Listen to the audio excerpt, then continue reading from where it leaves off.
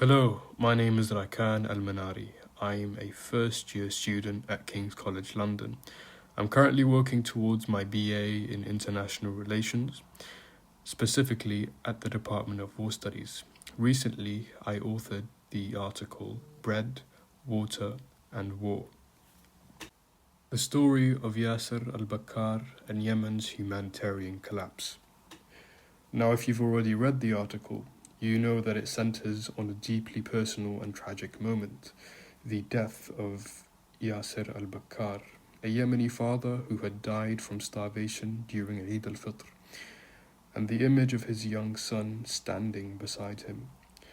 What I won't do in this podcast is rehash the article itself. Instead, I would like to talk about why I wrote it, how I approached it, and what challenges I ran into while trying to tell this story responsibly. First, the why. The idea for this piece came out of my own discomfort with the way Yemen is often discussed in international media. When it is covered, the focus tends to be either overly political or overly statistical, centered on armed actors, shifting alliances, or numbers too large to grasp.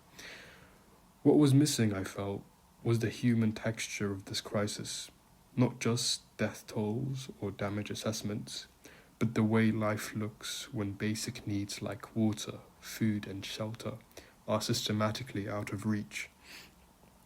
I wasn't looking to simplify the conflict, I was looking to humanize the cost of it. Then I came across the story of Yassir, and I'll be honest, I was hesitated to include it at first.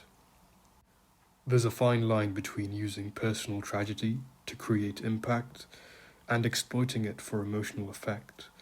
But the more I read, the more I realized this wasn't an individual case, it was emblematic of a larger truth. Yassir's story wasn't a side note to the crisis, it was the crisis distilled. From there, my research process followed two tracks.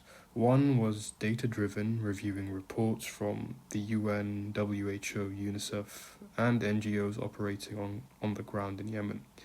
I wanted to ensure that every claim in the article was backed by at least one credible source, particularly since the humanitarian situation is often overlooked and distorted by competing narratives.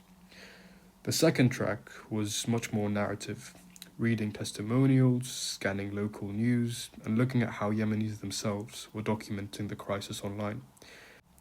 These often overlooked sources helped me fill in the emotional and cultural gaps that formal reports simply could not capture. Delving into Yassir's story led me to investigate the broader humanitarian situation in Yemen. As of this year in 2025, approximately 19.5 million people in Yemen require humanitarian assistance and protection services, an increase of 1.3 million from the previous year, according to the OCHA. Food insecurity remains a pressing issue. The UN reports that over 17 million Yemenis face acute food insecurity, with 36% of surveyed households experiencing severe food deprivation. The healthcare system is equally strained. Only 38% of assessed health facilities are partially functioning, and 5% are completely non-functional. The maternal and newborn services are limited, contributing to a very high maternal mortality rate. Another challenge was the audience, as this piece was primarily written for young readers, Gen Z and emerging professionals, who are often more globally aware, but also understandably fatigued by constant crisis coverage. I wanted this article to speak directly to that demographic. Accessible, but not shallow.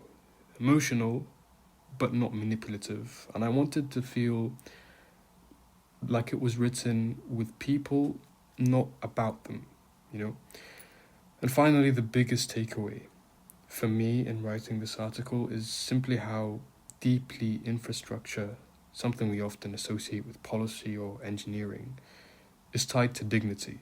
Access to water, electricity, food distribution, schools, clinics. These aren't just technical problems, they're human rights, and when they break down, people don't just suffer physically, and they are essentially cut off from their ability to live meaningful, dignified, and autonomous lives. As a first generation Yemeni immigrant myself, coming from this background and being fortunate enough to almost narrowly escape from these disasters and being a first-hand victim of them, I feel that there is a sense of obligation to try and inform, at the very least, and aspire change through this medium of journalism. A couple of months ago, I was privileged enough to partake in a competition with a group of fellow students in commemoration of the Franco-British relations between UK and France under the Entente Cordiale Day 120 years anniversary. And in that competition, it was mainly about research, and I was able to find a plethora of information about the ongoing conflict in Yemen and its implications. And this sparked a very much amplified interest for me to pursue finding out more about Yemen and pursuing its current affairs. And it was only amplified even further on social media, which is where the story of Yassir has spread like wildfire almost, and has sparked a lot of outrage amongst Yemeni citizens on social media. And I felt that that was my sign to pursue this matter even further and perhaps try and add a much more comprehensive and journalistic outlook on this story that only spread around in the Arab-speaking world. So that is what bread, water, and war is really about. Not just one man or even one country, but about the systems that fail and the ones we need to rebuild if we want to call ourselves a global community. Thank you for joining me on this behind-the-scenes look at the writing process. If you haven't yet read the article, I hope you take a few minutes to do so. And if you have, I hope this gave you a deeper sense of the care, challenge, and responsibilities that go into writing about crises like the one in Yemen. And as we close this chapter, let's remember that every story like Yassir's is a call to action for awareness, for empathy, and for change.